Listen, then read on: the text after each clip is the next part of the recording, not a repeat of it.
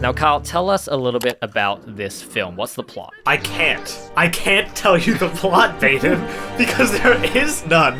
Nothing happens. Nothing happens in this film.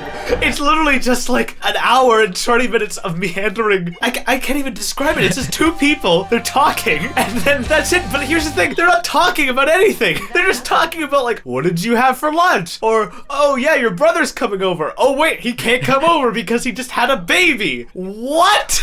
Just... What is this made? Yeah, so what did you think? In a shocking turn of events, I actually quite liked it. No way. No way. In an absolute shocker for the ages, I surprised myself by actually not minding this film. Yeah, so this was, as we mentioned before, written, directed, and produced by Greta Gerwig and her collaborator Joe Swanberg, who are also the stars. It's pretty much just the two of them. It's mumblecore, so it's a lot of just like talking and sitting and fidgeting. With no plot? They are in a long distance relationship. One lives in Chicago, one lives in, I believe, New York. And so at the beginning, they have, for the first time in months, like met up in Joe's hometown, Chicago, and they go into the house and they start having sex immediately on the floor. Yeah. And then we cut to more menial stuff, like one of them will be using the toilet while the other's in the shower. Yeah. And again, normally I don't like this. However, and I think this is something that can happen with mumblecore, is you're not really sure if they're like improvising or not, and I would normally hate that. I actually think that this film was scripted. At the beginning of this film, when we first introduced their relationship, I actually really felt them as characters. In terms of scripting, I do feel like this was pretty much entirely improvised. Interesting. And honestly, some of the scenes reflect that for me. Like, the big thing, and this is probably the biggest aspect I notice, is the conflicts. Right. Where either Joe or Greta Gerwig's characters, they'll just get mad at each other for no reason. So the thing is, like, I felt like the dialogue was actually quite precise. Like, I was able to follow everything, and I was actually following their emotions in the way I think I was supposed to. Like, I understood, like, when the conflict was about to happen, even if there was zero sign of it. I get that, but, like, for me, it was like, okay, we're doing laundry, and then Joe will grab the blue hanger instead of the white one, and then Greta's emotion, or Joe's emotion, will jump from 0 to 900 and be like, I don't like when you do that, you could stop doing it, and then they get into an argument, and then the scene cuts. That's actually a pretty close, like, approximation of, like, some of the scenes in this. Like, I think it was incredibly real, because at least in my experience, some of this stuff does just like turn on a dime, especially when you're doing like long distance. I get that, but the issue is it's just not entertaining. It feels like to me like a home movie or vacation footage, but then someone's accidentally left in the parts of your parents arguing and them leading up to getting divorced. That's what it felt like to me. That's crazy. Wow.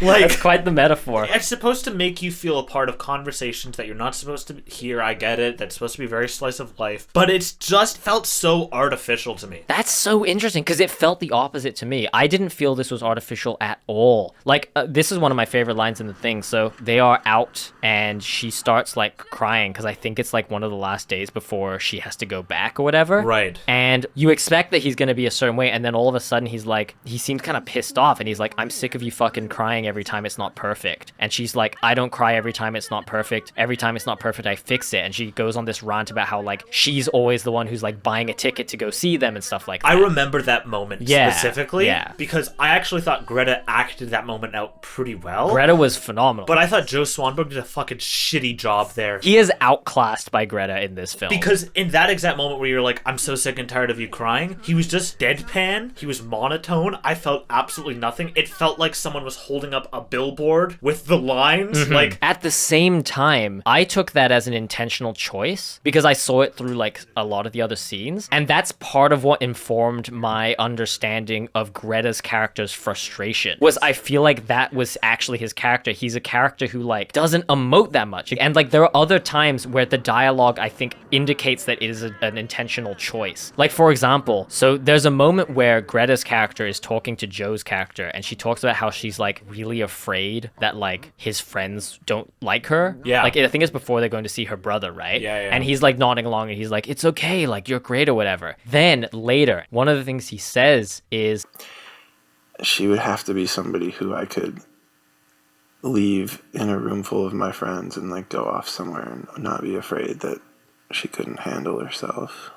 One of his favorite parts about Greta's character is that he feels like he could leave her alone in a room with all of his friends and like go out, Yeah. and that she would be okay. And she's like, that's so nice, right? And her delivery there, I really felt that moment where your partner gives you a compliment and you know in your heart like it is a compliment, like that they mean it in a good way. Because it's not just like you look nice, it's something very specific. Exactly. Yeah, but at the same time, it sort of like triggers like something in you. And the fact that earlier she talked about that anxiety of meeting his friends, and then he's like, I feel like I could leave you alone in a room with my friends. I felt in her performance and her eyes there that her character was taking a beat to like take that in. And there were moments in the film like that. Like I was so invested in these characters. Like when the movie ended, I was genuinely like sad that I wasn't going to see these characters again.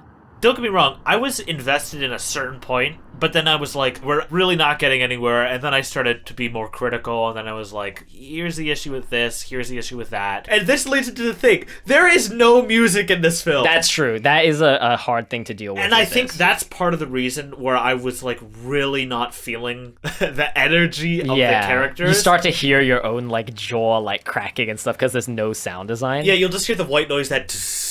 Oh my god, the first scene where they start like having sex on the floor. Yeah. The like of the kissing was really hard to listen to. It was really tough. But I'm a big believer in audio making or breaking a film because I think music adds to the emotions. And this broke you. Yeah, it broke me in half. It snapped me like a twig, like a plank of wood. And I do have to wonder, if this film did have some music, would I emote and feel with the characters more? Maybe. It's hard to say because I feel like in a way the amateurness of it like is part of what made me feel so much of the character stuff. So here's an interesting thing. I'm going to mix in the behind the scenes stuff. So one of the things that happens in the film is there's a year-long break. Yeah. There's a time jump. So their relationship doesn't work out and we jump to a year. They've been broken up presumably for that time. See, I was very confused by that part because I generally wasn't sure if they broke up or not. Right, because like immediately they like call each other and have a date. Well, exactly, yeah. But here's the thing. Behind the scenes, I thought this was really interesting. In real life, they took a year. So the second half of the film was shot a year after the first half because in real life, they shot what they thought was everything. And then she and Joe, who apparently have a very like argumentative relationship, they had a fight and didn't talk for 3 months. And then they like made amends. Then they looked at everything and they were like, oh, I think we actually need to tell more of this. And then they shot the second half like a year later. And so after the year passes in the story, their love kind of, now I'm not going to say rekindles because I think one of the things very clearly in this film is that they are not in love again by the end. This is my issue is because, again, that's part of the reason why I was confused because it's not like we really see how they acted differently when they were with each other post-breakup. It literally just felt the exact same as the year prior. That's interesting because I felt like there was such a difference in terms of their chemistry after the year. And like one of the things that happens is the end of the film kind of is them trying to settle into this sort of like weird place that they're in, like halfway between being in a relationship and not. I'm going to say something a little bit controversial Go for here. it. I think a lot of the meaning you're interpreting, I'm giving it instead of it being you're giving it, and I think some of the stuff, it's just almost accidental. It is possible. This film has pretty bad reviews overall. Yes. Yeah. I'll admit, I had to look up some of the reviews to make sure I wasn't to crazy check or yourself. not. Yeah. One of the reviews I read on Letterboxd was like, well, I guess there's a reason we call Lady Bird her official directorial debut. Oh I was my like, God. yep.